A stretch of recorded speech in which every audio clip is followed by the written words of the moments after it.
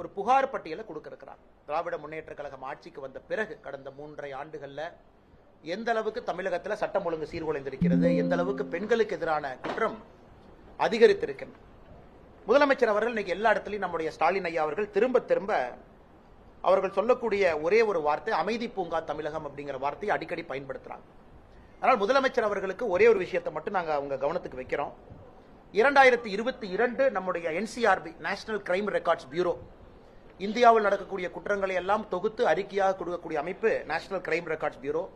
அவங்க crime in India அப்படின்னு கடைசி அறிக்கை கொடுத்திருக்காங்க. 2023க்கான அறிக்கை இன்னும் வரல, எந்த நேரத்திலும் வெளியிடப்படலாம். அந்த 2022 அதாவது திமுக ஆட்சிக்கு வந்து முழுமையாக ஓராண்டு காலம் முடித்த பிறகு தமிழகத்தில் முதல் ஆண்டுல மட்டும் திமுகவை பொறுத்தவரை, திமுகவினுடைய ஆட்சியை பொறுத்தவரை பெண்களுக்கு எதிரான குற்றம் 8.29% அதிகரித்திருக்கிறது. 2021 முடிவுக்கும் 2022 முடிவுக்கும் குறிப்பாக கற்பழிப்பு வழக்குகள் மட்டுமே 31.89% அதிகரித்திருக்கிறது. குழந்தைகளுக்கு எதிரான குற்றங்கள் 2021 4465, 2022 4968, அப்ப கிட்டத்தட்ட 8.5% அதிகரித்திருக்கிறது. 2024 வந்திருக்கக்கூடிய குழந்தை திருமண புகார் பாத்தீங்கன்னா 2023 பார்க்கும் பொழுது 2024 55.6% அதிகரித்திருக்கிறது. முதலமைச்சர் அவர்கள் இந்த ஆய்வறிக்கையை மறுக்கலாம், முதலமைச்சர் அவர்கள் வந்து தமிழகம் அமைதி பூங்கான்னு சொல்லலாம். ஆனா என்சிஆர்பியை பொறுத்தவரை தமிழக காவல்துறை புகார பதிவு செய்யற டேட்டால இருந்து எடுத்து எஃப்ஐஆர்ல இருந்து எடுத்து அதை வந்து எல்லா மாநிலத்துக்கும் அனுப்புறாங்க. ஆனால் திமுக ஆட்சிக்கு வந்து முதல் ஆண்டிலிருந்து இந்த 2023க்கான ஆய்வறிக்கை வரும், இன்னும் சில மாதங்கள்ல வர இருக்கு. அன்னைக்கும் பத்திரிகை நண்பர்கள் நாங்க சொல்லத்தான் போறோம், திமுக வந்த பிறகு பெண்களுக்கு எதிராக குழந்தைகளுக்கு எதிராக குற்றங்கள் எந்த அளவுக்கு அதிகரித்திருக்கு. இன்னைக்கு இவ்வளவு பேசக்கூடிய முதலமைச்சர் இந்தியாவில் எங்கேயுமே இல்லாத அநியாயம் தமிழகத்தில் நடந்து கொண்டிருக்கிறது. குறிப்பாக மாநில குழந்தைகள் உரிமை பாதுகாப்பு ஆணையம் SCPCR, state children protection committee SCPCR சொல்லக்கூடிய அமைப்பை 2.5 ஆண்டுகளா தமிழகத்தில் ஃபங்க்ஷன் ஆகாம இருக்கு. குறிப்பாக 18 வயதுக்கு கீழ் நடக்கக்கூடிய போஸ்கோ குற்றச்செயல்கள், போக்சோ அப்படின்னு நம்ம சொல்றோம், சிறார்கள் ஒரு சிறைக்கு போறாங்கன்னா கண்காணிக்க வேண்டிய பொறுப்பு இந்த SCPCR அமைப்புக்கு இருக்கு. SCPCR அமைப்பு மாநில குழந்தைகள் உரிமை பாதுகாப்பு ஆணையம் 2.5 ஆண்டுகளாக தமிழகத்தில் செயலிழந்திருக்கு. தலைவர் இல்ல, கோர்ட்டு பிரச்சனை, புதிய கமிட்டி இவங்க போடல. அப்படி இருக்கும் பொழுது குழந்தைகளுக்கு எதிரான குற்றச்செயலை யாரு கண்காணிக்க போறாங்க? இவ்வளவு பேசக்கூடிய முதலமைச்சர், காவல்துறையை கையிலே வைத்திருக்கக்கூடிய முதலமைச்சர், தமிழகத்தில் ஒரு முக்கியமான கான்ஸ்டிடியூஷனல் பாடி SCPCR இன்னைக்கு வந்து ஃபங்க்ஷன் ஆகாம தமிழகத்தில் இருக்கு. இதுவும் முதலமைச்சர் கவனத்தில் இருக்கா இல்ல முதலமைச்சருக்கு தெரியலையா? அடுத்து இன்னொன்று, குற்றங்கள் அதிகமா காட்டக்கூடாது என்பதற்காக காவல்துறை FIR ரெஜிஸ்டர் பண்ற மறுக்கிறாங்க. இது உண்மை. கிராமத்திலிருந்து நகரம் வரை எல்லா இடத்திலும் காவல்துறைக்கு தெரியும், NCRB மானிட்டர் பண்றாங்க. காவல்துறைக்கு தெரியும், இது போல பத்திரிகையாளர் சந்திப்புல என்னை போன்றவர்கள் நண்பர்கள்ட்ட பேசுவோம், பாருங்க குற்றச்செயல் அதிகமாயிருச்சுன்னு சொல்லுவோங்கிற ஒரே காரணத்திற்காக குற்றங்களை ரெஜிஸ்டர் பண்றதுக்கு காவல்துறை அனுமதி மறுக்கிறாங்க.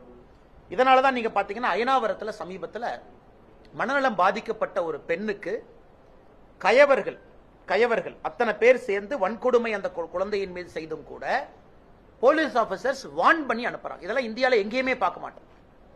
அதாவது வளர்ந்த மாநிலம் தமிழகத்திலிருந்து நாம் பேசிக் கொண்டிருக்கின்றோம். இது தொடர்ச்சியா நாம நிறைய விஷயத்தை பேசிட்டே போலாங்க. சென்னையில் இதே போல அண்ணா நகர் பகுதியில் 10 வயது மகளை இதே போல சண்டை போட்டு தான் FIR ரெஜிஸ்டர் பண்ண வேண்டியதா இருந்துச்சு. தொடர்ந்து எல்லா இடத்திலும் கூட, நேற்று கூட பாத்தீங்கன்னா திருநெல்வேலியில் இதே மாதிரி ஒரு கேஸ், எல்லா இடத்திலும் கூட ஒரு கட்சி நண்பர்களோ பொதுமக்களோ போலீஸ் ஸ்டேஷன்ல ஒரு ஃப்ரீ ரெஜிஸ்ட்ரேஷன் ஆஃப் FIR நடக்கிறது இல்லைங்க. மக்கள் அப்படியே நடந்து போய் இதாங்க ஐயா கேஸ்னா உடனே ரெஜிஸ்டர் பண்றது கிடையாது. காரணம், இவர்களுக்கு தெரியும் குற்றச்செயல்கள் அதிகரிக்கும் பொழுது அவங்கள பஞ்சாயத்து பண்ணி பைசல் பண்ணி அனுப்பிச்சிட்டோம் அப்படின்னா நமக்கு வந்து குற்றச் செயல்கள் பதிவு செய்யாத பொழுது யாருக்கும் தெரியாது. இதை நாங்கள் வன்மையா கண்டிக்கின்றோம். தமிழகத்தில் ஏதோ கிராமத்தில் இருக்கக்கூடிய பிரச்சனை இன்னைக்கு சென்டர் சிட்டி சென்னைக்குள்ள FIR ரெஜிஸ்ட்ரேஷன் பண்றதை டினை பண்றாங்க. இதையெல்லாம் கண்டிச்சு தான் நம்முடைய மகளிர் அணி நாளைக்கு மதுரையிலிருந்து போராட்டத்தை முன்னெடுக்க இருக்கின்றார்கள். அதனால் நிச்சயமாக அது நடக்கும் என்கின்ற நம்பிக்கை இருக்கு. அந்த போராட்டத்தினுடைய முடிவில் மாண்புமிகு ஆளுநரை வந்து சந்திப்பார்கள் என்கின்ற நம்பிக்கையும் எங்களுக்கு இருக்கு.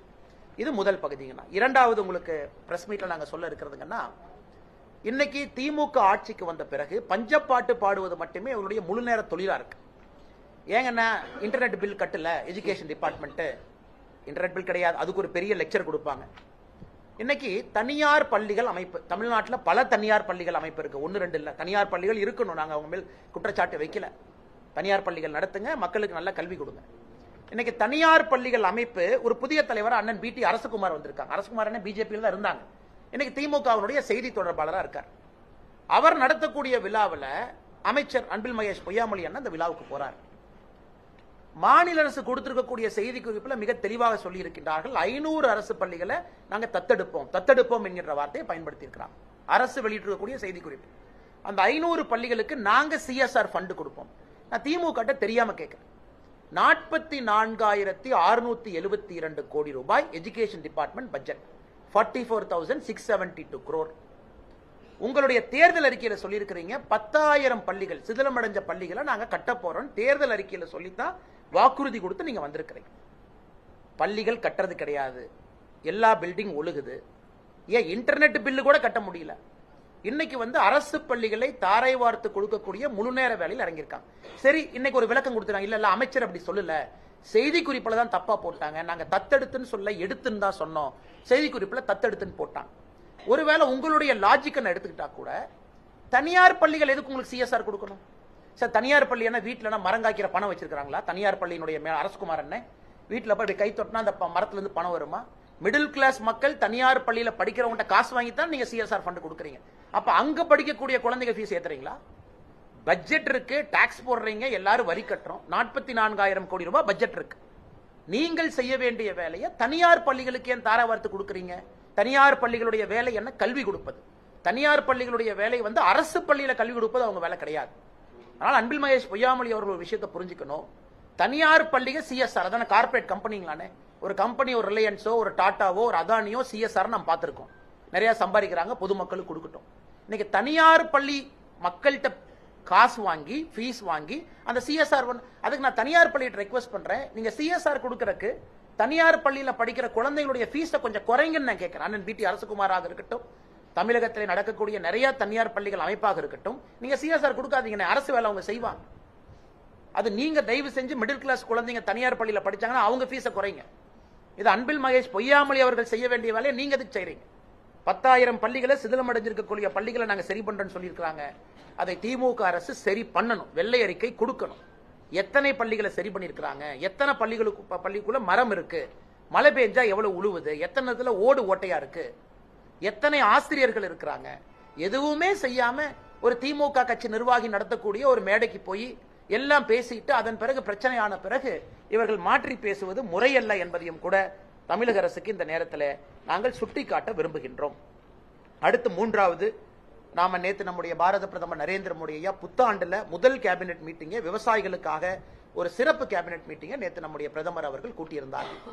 அதுல குறிப்பா நம்ம DAP விவசாயிகளுக்கு நம்ம கொடுக்கக்கூடிய ஃபர்டிலைசர்ல இருந்து சப்சிடி, அவர்களுக்கு குறிப்பாக ஃபசல் பீமா யோஜனை, கிராப் இன்சூரன்ஸ், விவசாயிகளுக்கு ஒரு ஆண்டும் கூட பயிர் காப்பீடு, அதனுடைய எக்ஸ்டென்ஷன் எல்லாம் கூட நம்முடைய பிரதமர் அவர்கள் 2021 ஜனவரி 1ஆம் தேதி கூட்டப்பட்ட கேபினெட்ல எடுத்த ஒரே முடிவு விவசாயிகளுக்கான முடிவு.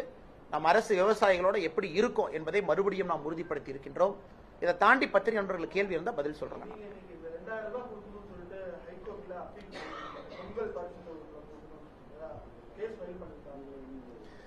பாரதிய ஜனதா கட்சியை பொறுத்தவரை பொங்கல் பரிசு தொகை என்பது காலம் காலமாக ஆண்டாண்டுல மக்களுக்கு கொடுக்கக்கூடிய ஒரு பரிசு, எல்லா ஆண்டும் கொடுக்கறோம்.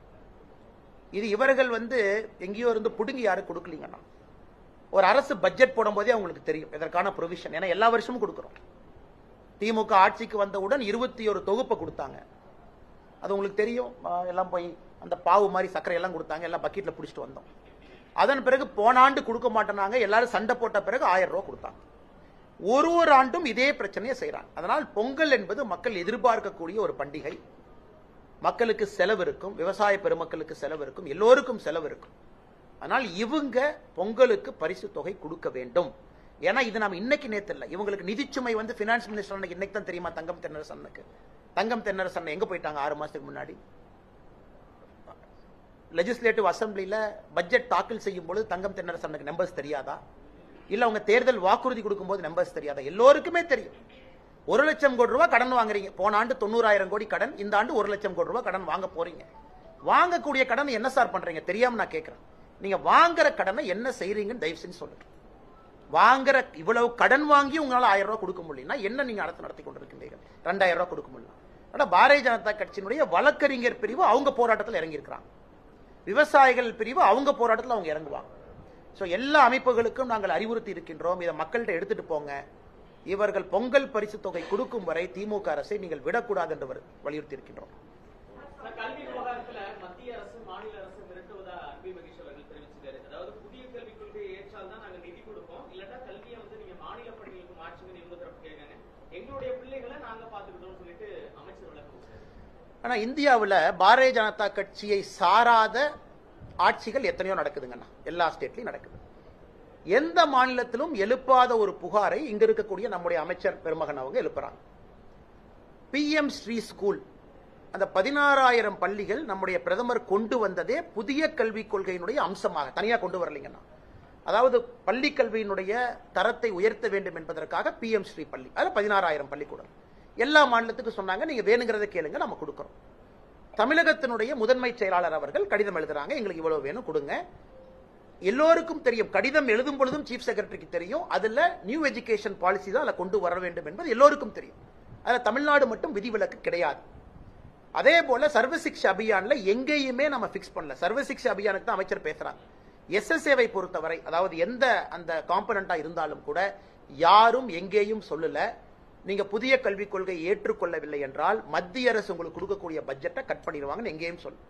ஆனா ஒரு விஷயத்தை புரிஞ்சுக்கணும், புதிய கல்விக் கொள்கையில பல காம்பனன்ட் இருக்குங்க, பல காம்பனன்ட் ஸ்ட்ரீம் லைனிங். உதாரணத்துக்கு நீங்க ஸ்மார்ட் மீட்டர், மத்திய அரசு அவங்க இன்னைக்கு ரிஃபார்ம் சொல்றாங்க பவர் செக்டார்ல. இந்த ரிஃபார்ம்ஸ் நீங்க செஞ்சீங்க அப்படின்னா நாங்க இவ்வளவு பணம் கொடுப்போங்கிறாங்க. செய்யலினா பரவாயில்ல, நீங்க பணம் கிடைக்காது, உங்க வேலையை நீங்க பாத்துங்க, நீங்களே செய்யுங்க. ஏன்னா நீங்க எலக்ட்ரிசிட்டி ஒரு டிஸ்காம் ஒரு எலக்ட்ரிசிட்டி ஏஜென்சியும் பாத்தீங்கன்னா லட்சம் கோடி ரூபாய் லாஸ்ல இருக்கு, லட்சம் கோடி ரூபாய் டான்ஜெட்கோ உட்பட. அதுக்கு மத்திய அரசு சொல்றாங்க, நாங்க பொறுப்பு ஏத்துக்கிறோம், கவலைப்படாதீங்க, நாங்க உங்களுக்கு ஃபண்ட் கொடுக்கிறோம், கான்ஸ்டிடியூஷன் படி நாங்கள் கொடுக்க வேண்டும் என்கின்ற அவசியம் இல்லை, அரசியலமைப்பு சட்டத்தின்படி பணம் கொடுக்க வேண்டும் என்கிற அவசியம் இல்லை. ஆனா பவர் செக்டர் ரிஃபார்முக்கு நம்ம கொடுக்கிறோம், ஆனா நீங்க ரிஃபார்ம் பண்ணுங்க. அதையும் எப்படி பழி போடுறாங்கன்னா மத்திய அரசு எலக்ட்ரிசிட்டி பில்லை ஏற்ற சொல்றாங்க. அந்த மாதிரி தான் அதை நான் பார்க்கிறேன். எங்கேயும் மத்திய அரசு சொல்லவில்லை. இவர்கள் புரிந்து கொள்ள வேண்டும், புதிய கல்விக் கொள்கையில பல முக்கியமான திட்டங்கள் இந்தியா முழுவதும் அமல்படுத்தும் பொழுது தமிழகம் மட்டும் தனித்தீவாக இருப்பதற்கு வாய்ப்பில்லை. காரணம், எக்ஸாமினேஷன் பேட்டர்ன் மாறுதுங்கன்னா, ஹையர் எஜுகேஷன் பாடியினுடைய ரெகுலேட்டரி அட்டானமி மாறுது, கான்செப்ட் ஆஃப் UGC மாறுது, AICTE டெக்னிக்கல் எஜுகேஷன் மாறுது, மெடிக்கல் எஜுகேஷனுடைய ரெகுலேட்டரி ஃப்ரேம்வொர்க் மாறுது. சோ ஒரு புதிய கல்விக் கொள்கையில இவ்வளவு விஷயங்கள் இருக்கு. அதுல ஒரு விஷயம் 2 மொழி கட்டாயம், 3வது மொழி ஆப்ஷனல். அதாவது தாய்மொழி கட்டாயம், ஆங்கில மொழி கட்டாயம், தமிழ் மொழி கட்டாயம், ஆங்கில மொழி கட்டாயம், 3வது மொழி ஆப்ஷனல். இது ஒரு காம்பனன்ட், இது மெயின் காம்பனன்ட் கிடையாதுங்க. இவங்க இந்த ஒரு பாயிண்டையே பிடிச்சிக்கிட்டு நான் ரெகுலேட்டரி ஃப்ரேம்வொர்க் ஏத்துக்க மாட்டேன். நான் மத்திய அரசு புதிய கல்விக் கொள்கையில சொல்லியிருக்கக்கூடிய அவ்வளவு பெரிய டாக்குமெண்ட்ல அவ்வளவு விஷயம் சொல்லியிருக்காங்க. சரி, இவங்க சொல்ல வேண்டியதானே, எனக்கு இந்த மும்மொழி கொள்கை பிரச்சனை, அதை அப்புறம் பஞ்சாயத்து பண்ணிக்கலாம், மிச்சதெல்லாம் ஏத்துக்கிறேன்னு சொல்றதுக்கு என்ன பிரச்சனை உங்களுக்கு? நான் திரும்ப உங்களுக்கு அமைச்சு கேட்கிறேன், மிச்சதுல தமிழ்நாட்டுக்கு என்ன, திமுக அரசுக்கு என்ன பிரச்சனைங்கன்னா அவ்வளவு பாயினியரிங் விஷயம் இருக்கு. மும்மொழி கொள்கை 2026 எலெக்ஷன்ல பாத்துக்கலாம், யாருக்கு வேண்டும்னு முடிவு பண்ணலாம், யாருக்கு வேண்டாம்னு முடிவு பண்ணலாம். மத்திய அரசு கடிதம் எழுத வேண்டியதானே, எங்களுக்கு இந்த ஆப்ஷனல் லாங்குவேஜ் வேண்டாம். ஆனா தனியார் பள்ளியில 3 மொழி இருக்கல்ல, அதுக்கு என்ன சொல்லுவாங்க? அதனால் இது உப்புக்கு சப்பாக ஒரு காரணத்தை அமைச்சர் சொல்வதாகத்தான் நான் பார்க்கின்றனோ தவிர மத்திய அரசு எங்கேயும் அப்படி சொல்லவில்லை. மேடம் கொஞ்சம் சத்தமா சொல்லுங்க மேடம்.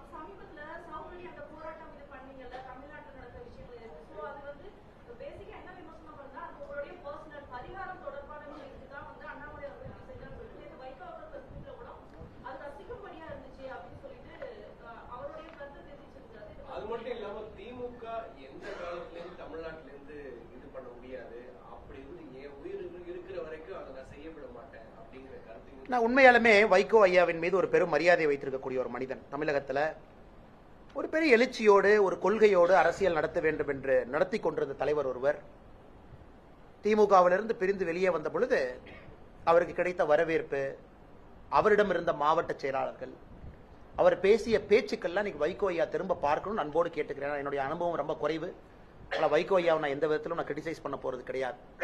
அதனால அன்னைக்கு திமுக வைகோ ஐயா எதிர்க்கணும்னு எதிர்க்கு நினைச்சார், அதைத்தான் நாங்க இன்னைக்கு நினைக்கிறோம். வைகோ ஐயா அவர்கள் ஒரு காலத்தில் வெளியே வரும்பொழுது அத்தனை மாவட்ட செயலாளர்கள் வந்தாங்க. பெரிய நெடும் பயணம் தமிழகத்தில் எடுத்திருக்கிறாங்க. திமுகவை அவர் திட்டியதெல்லாம் ஒரு வீடியோ போட்டோம்னா இலங்கை தமிழர் இஷ்யூல இருந்து திமுகவினுடைய நடவடிக்கை தமிழகத்தில் வைகோ ஐயா மாதிரி யாரும் திட்டிருக்க முடியாது. இன்னைக்கு அதே வைகோ ஐயா அவர்கள் என்ன சொல்றாங்கன்னா, நான் உயிரோடு இருக்கும் வரை தமிழகத்தில் திமுக ஆட்சி யாரும் அகற்ற விட மாட்டேன். என்னை பொறுத்தவரை வைகோ ஐயா நல்லா இருக்கணும், 150 வருஷம் வாழணும். அவர் கண் முன்னால் 2026 நாங்கள் திமுகவை இங்கே இருந்து அகற்றி காட்டுகின்றோம். அதை வைகோ ஐயா பார்க்கத்தான் போறாங்க. ஆரோக்கியமான வைகோ ஐயா அதை பார்க்கணும். இரண்டாவது உங்களுடைய அரசியல் கட்சிகளை பொறுத்த வரைக்கும் மேடம் ஒரு விஷயத்தை புரிஞ்சுக்கணும்.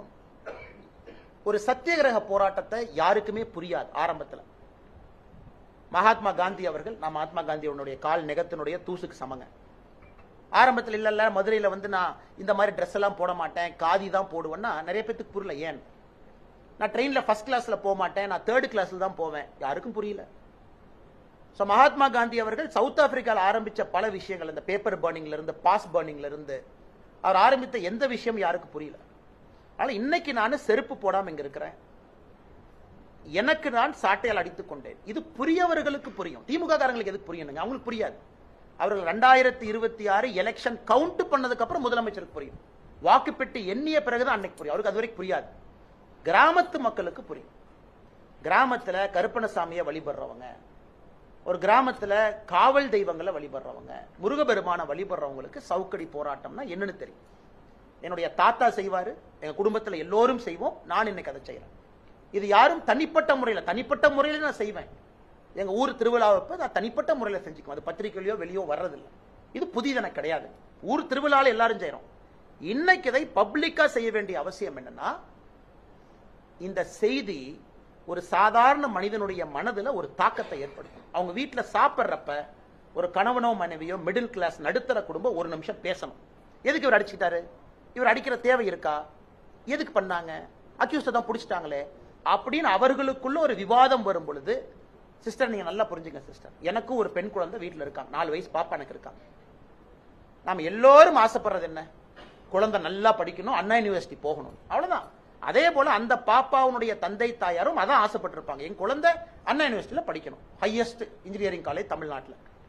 அண்ணா யூனிவர்சிட்டி போனதுக்கு அப்புறம் என் கண்ட்ரோல் இல்ல, உங்க கண்ட்ரோல் இல்ல, சிஸ்டம் கண்ட்ரோல் அந்த குழந்தை இருக்காங்க. அண்ணா யூனிவர்சிட்டி வரைக்கும் அப்பா அம்மா நம்ம கூட்டு வந்துருவோம்.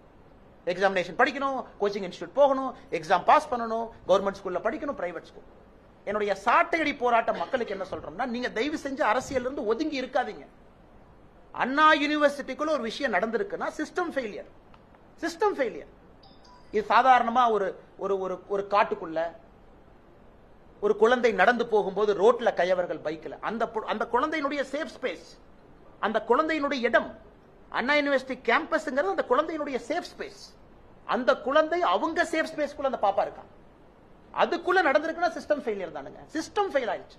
அரசியல்வாதிகள் ஃபெயில் ஆகலாம், முதலமைச்சரும் ஃபெயில் ஆகலாம், ஆனா சிஸ்டம் தோக்கக்கூடாது. சிஸ்டம் தோத்துருச்சுங்களே, அக்யூஸ்ட கண்காணிக்கல, சிஸ்டம் என்ன பண்ணுச்சுங்க, குற்றவாளின்னு தெரியும், ஏன் நீங்க ரவுடி ரெஜிஸ்டர் வைக்கல, அவன் இதே குற்றம் பண்ணுவான்னு தெரியும், சிசிடிவி எங்க போச்சு. அப்ப லோக்கல் கோட்டூர்புரம் காவல் நிலையம் என்ன பண்ணிட்டு இருக்கு?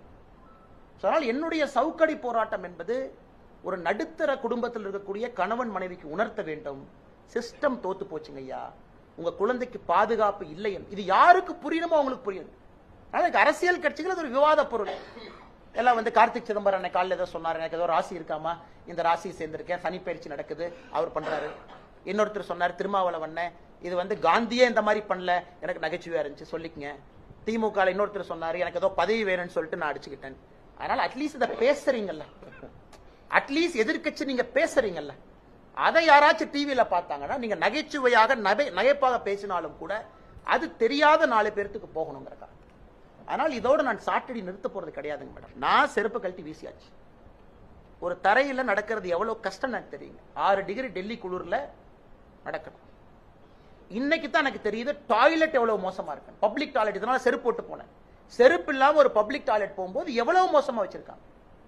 தெருவில் நடந்து போனீங்கன்னா கண்ணாடிகள் அங்கங்க இருக்கு. இன்னைக்கு தெரியுது தெரு எவ்வளவு சுத்தமா இல்லை என்று. அட்லீஸ்ட் எனக்கு அது தெரிஞ்சிருக்குன்னு நான் உணர்ந்துக்கிறேன். அதனால் என்னை பொறுத்தவரை எடுத்த கொள்கையிலிருந்து பின் செல்ல போவது கிடையாது. இவர்கள் ஆட்சி அகற்றப்படும். மாண்புமிகு தலைவர் ஐயா வைகோ அவர்கள் உடல் ஆரோக்கியத்தோடு உள்ளுக்குள்ள ரசிச்சுக்குவார். வெளியோர் சொல்ல முடியாது இல்லைங்க.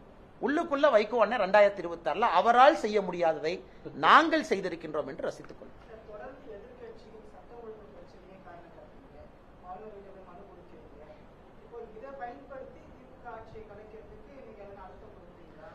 சார், நான் எப்பொழுதுமே ஜனநாயக முறையில் ஒரு தனிப்பட்ட மனிதனாக இந்த கட்சியினுடைய தொண்டனாக உண்மையை சொல்ல வேண்டும் என்றால் 356 என்பது காலம் கடந்து விட்டது. அது மோடி ஐயா ரொம்ப தெளிவா இருக்காங்க. இந்த 10 ஆண்டு காலத்தில் நாங்கள் பயன்படுத்தவே இல்லை. மோசமான ஆட்சி மம்தா பானர்ஜி, மோசமான ஆட்சி இந்தியா. திமுக சட்டம் ஒழுங்கும் அது பக்கத்தில் ஆல்மோஸ்ட் ஈக்குவலா இருக்காங்க ரெண்டு பேரும். அறவழி 356 பயன்படுத்தினா எதுக்குங்க செருப்பு எல்லாம் சுத்தணும், எதுக்கு சாட்டை எடுத்து அடிச்சுக்கணும்? அறவழியிலே மக்கள் இவர்களை வீட்டுக்கு அனுப்ப வேண்டும் என்பதில் தெளிவா இருக்கும். ஆனால் எங்களை பொறுத்தவரை ஜனநாயகத்தினுடைய பதில் ஜனநாயகத்தில் தான். இந்திரா காந்தி அம்மையார் அவர்கள் முதலா கேரளா போனாங்க. உங்களுக்கு ஸ்டோரி தெரியும். இந்தியாவிலே முதல் 356 எங்க பயன்படுத்தினாங்க? நம்பூதிரிபாத் ஆட்சியின் மீது, EMS நம்பூதிரிபாத் பார்த்துட்டு வந்து நேருட்ட சொன்னாங்க. என்ன சொன்னாங்க நேரு ஐயாட்ட? ரெக்கார்டட் டாக்குமெண்ட், எனக்கு அந்த ஆட்சியை பிடிக்கல அப்படி. அதற்காக இந்தியாவிலே 356 பயன்படுத்த முதல் ஆட்சியே கம்யூனிஸ்ட் ஆட்சி. ஆனா ஆச்சரியம் என்ன, கம்யூனிஸ்ட் நண்பர்களும் திமுகவோட சேர்ந்து சட்டம் ஒழுங்கை கிரிட்டிசைஸ் பண்றாங்க இருக்காங்க என்பது மனம் ஒரு வலியை தான் ஏற்படுது.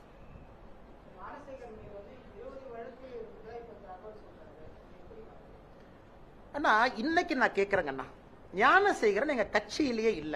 சரி, உதயநிதி ஸ்டாலின் இவ்வளவு பேசுறாருல, நீங்க அண்ணா யூனிவர்சிட்டி சிண்டிகேட் மெம்பரா உதயநிதி ஸ்டாலின் நீங்க இருந்தீங்க அமைச்சராவதற்கு முன்பு.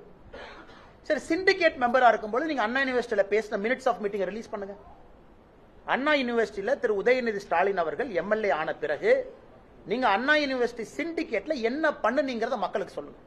ஏன்னா அடுத்த முதலமைச்சர்னு மார்த்தட்டி கொள்றீங்கல்ல, நீங்க சிண்டிகேட் மெம்பரா. இன்னைக்கும் திமுக எம்எல்ஏ இருக்காங்களா, பரந்தாமன் இருக்காங்களா? இன்னைக்கு திமுக எம்எல்ஏ ஒருத்தவங்க இருக்காங்க சிண்டிகேட் மெம்பரா உதயநிதி ஸ்டாலினுக்கு பிறகு. அந்த எம்எல்ஏ என்ன பண்ணீங்க? உள்ள எத்தனை சிண்டிகேட் மீட்டிங் நடந்திருக்கு? எத்தனை சிண்டிகேட் மீட்டிங்ல நீங்க விஷயம் வச்சிருக்கீங்க? எதுவுமே. இவர்கள் சிண்டிகேட் மெம்பராக உதயநிதி ஸ்டாலின் அவர்கள் அண்ணா யூனிவர்சிட்டிக்கு இருந்தாங்க. அன்னையிலிருந்து நாம பேசுவோம். ஆனால் இன்னைக்கு பரந்தாமன் அவர்களை பொறுத்தவரை கட்சியிலேயே இல்லைன்னு முதலமைச்சர் அப்படி தூசிய தட்டுற மாதிரி தட்டுறாரு. நாங்க புகைப்படம் ஆதாரம், பத்திரிகையில பவள விழால் அவர் இருந்த காட்சி, அவரோடு பெரிய அமைச்சர்கள், அண்ணன் மா சுப்பிரமணியன். இன்னைக்கு ஒரு பிரச்சனை, எல்லாம் எஸ்கேப் ஆகிறாங்க பாருங்க. உதயநிதி ஸ்டாலின் பிரஸ் பாக்குறது இல்ல. அவரை பார்த்தா நீங்க கேட்கிற முதல் கேள்வி தெரியும், எஸ்கேப். அவங்களுக்கு என்ன, 3 மாசம் நம்ம பார்க்கலாம் மக்கள் மறந்துடுவாங்க, அடுத்த இஷ்யூ வரும், அதுக்கு போயிடலாம். இதுல ஒரு துணை முதலமைச்சர் பிரஸ் பார்த்து அவங்க தரப்பு கிளாரிபிகேஷனை கொடுக்க முடியலனா தைரியம் இல்ல உங்களுக்கு. எதுக்கு துணை முதலமைச்சராக நீங்க இருக்கணும்? ரிசைன் பண்ணிட்டு போயிருங்க. துணை முதலமைச்சராக இருக்கிற நபர் ஃப்ரண்ட் பண்ணும் பிரஸ். அண்ணா கேளுங்கண்ணா, திமுக கட்சின்னு சொல்றாங்கல்ல, நான் எவிடன்ஸ் கொடுக்குறேன் இல்ல அப்படின்னு சொல்லணும். ஆனா இன்னைக்கு உதயநிதி ஸ்டாலின் அவர்கள் பிரஸ் பார்த்து ஏன் ஓடுறாரு? ஏன் பிரஸ் பார்க்காம இருக்காரு? மா சுப்பிரமணியம் அண்ணன் காலைல குடு குடு குடு குடுன்னு ஓடுவார் ரன்னிங் ரேஸ். இன்னைக்கு எங்க பிரஸ் பார்த்தா அதே ஸ்பீட்ல ஓடுறாரு. ஏன்னா நண்பர்கள் நீங்க கேட்டுருவீங்க, என்னன்னு நீங்க சாப்பிட்ற இடத்துல பின்னாடி அந்த ஞானசேகரன் போட்டோ இருக்குன்னு கேட்டுருவீங்கறதுக்காக ஓட்டப்பந்தயத்திலே ஓடுகின்ற வேகத்தை விட மாசு ஒண்ணு பிரஸ் பார்த்து ஓடுறாரு. அதனால சகோதரி, நான் தெரியாம கேட்கிறேன், எங்கள் குற்றச்சாட்டு திமுக கட்சியின் மீது புகைப்பட ஆதாரத்தோடு அவர் இருக்காரு, பகவலால பங்கேற்றிருக்காரு, இவ்வளவு விஷயங்கள் சொல்லியும் கூட ஒரு கட்சி அப்படியே லெப்ட் ஹேண்ட்ல நான் டீல் பண்ணிடுவேன், இதை மக்கள் மறந்துடுவாங்கன்னா எந்த அளவுக்கு அவர்களுக்கு ஒரு மன விஷயம் இருக்கும்? தமிழ்நாட்டு மக்கள் டேக்கன் ஃபார் கிராண்டட். அடுத்த இஷ்யூ நடக்கும், இதை மறந்துடலாம், அடுத்த இஷ்யூ வந்தோடனே பேசிக்கலாம். இதைத்தான் நாங்க எதிர்க்கிறோம். நடுத்தர மக்கள் இதைத்தான் கேட்கணும்னு நாங்க சாட்டையடி நடத்துறோம். இந்த ரேப்பா முடிஞ்சிருச்சு, அடுத்த ரேப் வரும்போது பேசிக்கலாம். அடுத்த ரேப் இதை விட கொடூரமா இருக்கும், அதை பேசுவோம். அப்படித்தாங்க இன்னைக்கு நியூஸ் சைக்கிள் போகுது. அப்படித்தானே திமுக ஆட்சி நடத்துறாங்க. அடுத்து நடப்பது இதை விட கொடூரமா இருக்கும்போது இதை மறந்து விடுவோம். அது மறக்க கூடாது என்பதற்காகத்தான் இந்த போராட்டத்தை முன்னாடி எடுத்துறோம்.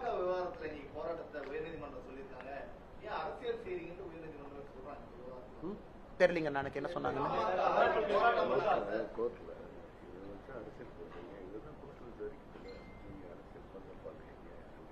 ஆனா எனக்கு மாண்புமிகு உயர்நீதிமன்றம் என்ன சொன்னாங்கன்னு தெரியல. ஆனா ஒரு விஷயத்தை புரிஞ்சுக்கணுங்கன்னா, டெமோக்ரஸியினுடைய மிக மிக முக்கியமான விஷயமே மக்கள் ரோட்டுக்கு வீதிக்கு அமைதியான முறையில் ஆர்ப்பாட்டம் செய்வதுதான் ஒரு டெமோக்ரஸியினுடைய ஃபண்டமெண்டல்.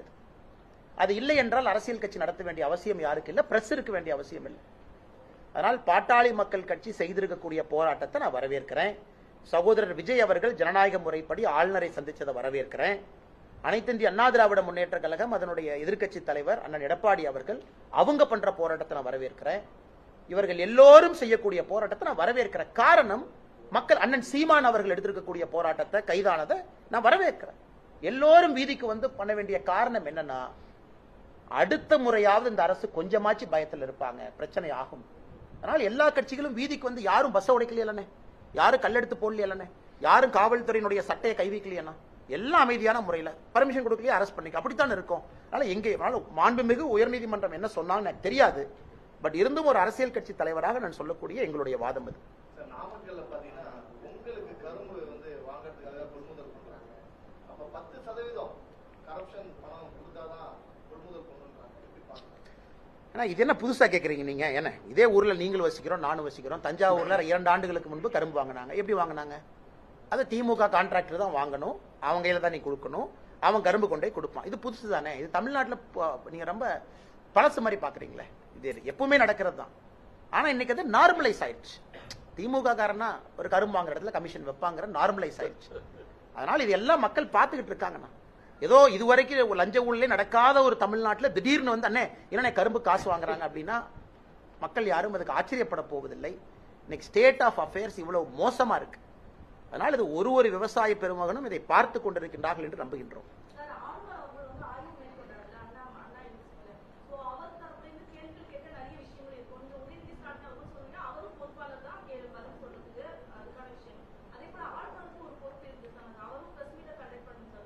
இது புதுசா இருக்கு மேடம். அதாவது இன்னைக்கு ஆளுநர் அவர்கள் வந்து நான் ஏற்கனவே சொல்லி இருக்கின்றேன், நான் தான் முதல்ல சொன்னேன்னு நினைக்கிறேன் மேடம். இதை ஆளுநர் அவர்கள் எதற்கு பத்திரிகையாளர் சந்திப்பு நடத்தணும்னு கேட்டேன். அதாவது அந்தந்த மாநிலத்தினுடைய ஆளுநர்கள் ஸ்டாண்ட மாத்திக்கலீங்க. வந்தாவே பொலிட்டிக்கல் கேள்வி வரும், அல்லது நார்மல் கேள்விக்கு பதில் சொன்னால் அது பாலிடிக்ஸ்ல போய் முடியும். சட்டம் ஒழுங்கு சரியில்லைன்னு ஆளுநர் சொல்றாரு. அது தமிழக ஆளுநர் சொல்லலாமா? கேள்வி நம்பர் 1. தமிழக ஆளுநர் சொல்றதுக்கு அனுமதி இருக்கா? கேள்வி நம்பர் 2. அதனால் என்னை பொறுத்தவரை ஆளுநர் அவர் வேலையை செய்யறாரு. இங்க ஆளுநர் வந்து லெப்டினன்ட் கவர்னர் இல்ல, இஸ் அ கவர்னர். லெப்டினன்ட் கவர்னராக இருந்தால் சகோதரன் நீங்க கேட்கிற கேள்வியில் நியாயம் இருக்கு. தமிழிசை சவுந்தரராஜன் அக்கா புதுச்சேரிக்கு இருந்தாங்க. அட்மினிஸ்ட்ரேட்டிவ் பவர்ஸ் அவங்க கையில இருக்கு. Lieutenant governor Delhi, administrative powers அவங்க கையில இருக்கு. தமிழ்நாட்டை பொறுத்தவரை ஆளுநர் வந்து ஃபிகர் ஹெட்டா இருக்கிறார். இங்க ஒரு வைஸ் சான்சலர் போடுறக்கே இந்த பஞ்சாயத்து. இந்தியால எங்கேயுமே யூஜிசி நாமினி பிரச்சனை இல்லாம இருக்காங்க. தமிழ்நாட்டில் மட்டும் யூஜிசி நாமினிக்கு என்ன பிரச்சனை? வேற எந்த மாநிலத்திலும் பிரச்சனை இல்லை. எல்லா மாநிலத்திலையும் யூஜிசி நாமினி, யூஜிசி ஆக்ட் சொல்லியிருக்காங்க, சுப்ரீம் கோர்ட் கைட்லைன் இருக்கு, போறாங்க. தமிழகத்தில் மட்டும் யூஜிசி நாமினி நான் விட மாட்டேன். எப்படி நான் விடுவேன்? அதனால் இவர்கள் ஒரு முறை யோசிக்கணும், இதில் அரசியல் செய்வது யார்? உயர்கல்வித்துறையா ஆளுநரா? வெரி கிளியர்லி உயர்கல்வித்துறை என்பது எல்லோருக்கும் தெரியும். சார் இப்ப எல்லாரும் அந்த ஆய்வு பண்ணிருக்காங்க, சென்ட்ரல் கவர்மெண்ட்ல இருந்து ஆய்வு பண்ணிருக்காங்க, நீங்களும் டெல்லியில போய் ரிப்போர்ட் கொடுத்துருக்கீங்க. அடுத்த ஸ்டெப் என்னவா இருக்கும்? என்ன மாதிரி நடவடிக்கை? என்சிபிசிஆரை பொறுத்த வரைக்கும் வந்திருக்கக்கூடிய குழு ஒரு டெக்கரேட்டட் போலீஸ் ஆபீசர், மகாராஷ்டிராவுடைய முன்னாள் டிஜிபி ஒருத்தவங்க வந்ததா பேப்பர்ல பாத்தங்கன்னா, அப்புறம் NCP national commission for women, NCW national commission for women ஒரு மெம்பர் வந்திருக்கிறாங்க. நேஷனல் கமிஷன் ஃபார் உமன் சார்பாக ரிட்டையர்ட் டிஜிபி அனுப்பிச்சிருக்காங்க சேர்மன். அவங்களுடைய பிரஸ் நோட்ல ரொம்ப சில விஷயங்களை ரொம்ப ஆழமா பேசியிருக்கிறாங்க. அந்த பாதிக்கப்பட்ட சகோதரியை பார்த்தோம், சிஸ்டத்தை ஃபெயிலியரை பார்த்தோம், போலீஸ் என்ன பண்ணாங்க, ரெக்கார்ட்ஸ் எல்லாம் கேட்டிருக்கோம். அதனால் நாங்கள் இதை வந்து ரொம்ப கடுமையாக எடுத்துக்கொள்ள போகின்றோம்னு. அதனால் இதுல சிஸ்டமேட்டிக் ரிஃபார்ம்ஸ் வர வேண்டும் என்பது என்னுடைய ஆசைங்க. சிஸ்டமேட்டிக் ரிஃபார்ம்ஸ், அதாவது ஆட்டோமேட்டிக்கா அந்த பிஎன்எஸ்லயே அந்த சிசிடிஎன்எஸ்லயே சொல்லிடணும், இந்த மாதிரி கிரைமா நீ ஆட்டோமேட்டிக்கா ரவுடி ரெஜிஸ்டர் அதே கிரியேட் பண்ணி கொடுத்துடணும். எதுக்கு போலீஸ் ஸ்டேஷன்ல பெண் வச்சு ஒரு ஏட்டையை எழுதணும்? அடுத்த ரிஃபார்ம்ஸ் என்னன்னா, தம்பி இந்த குற்றம் நீ பண்ணிட்டியாப்பா, ஆட்டோமேட்டிக்கா ஸ்டேஷன் ரவுடி ரெஜிஸ்டர் நீ போய் உட்காந்துக்குவ. நீ மாசம் 4ஆம் தேதி போய் இன்ஸ்பெக்டர் ஐயா பார்த்து என்ன பண்றேன்னு சொல்லிட்டு கையெழுத்து போட்டு வெளியே வா. எனக்கு டிஸ்கிரிஷனரி பவர்ஸ் போலீஸ்க்கு இருக்கு. யார் ரவுடி ரெஜிஸ்டர்ல சேர்க்க வேண்டும் சேர்க்க கூடாது என்பதை ஏட்டையா முடிவு பண்றாரு. அந்த ஏட்டையா தான் முடிவு பண்றாரு. அதனால இந்த மாதிரி ரிஃபார்ம்ஸ் நான் எதிர்பார்க்கறேன். ஏன்னா இந்த குற்றவாளி குற்றம் செய்வான் என்று தெரிந்தும் கண்காணிப்பு இல்லாதனால குற்றம் செஞ்சிருக்கான். இந்த மாதிரி நிறைய ரிஃபார்ம்ஸ் கொடுப்பாங்கன்னு நம்புறேன். நன்றி.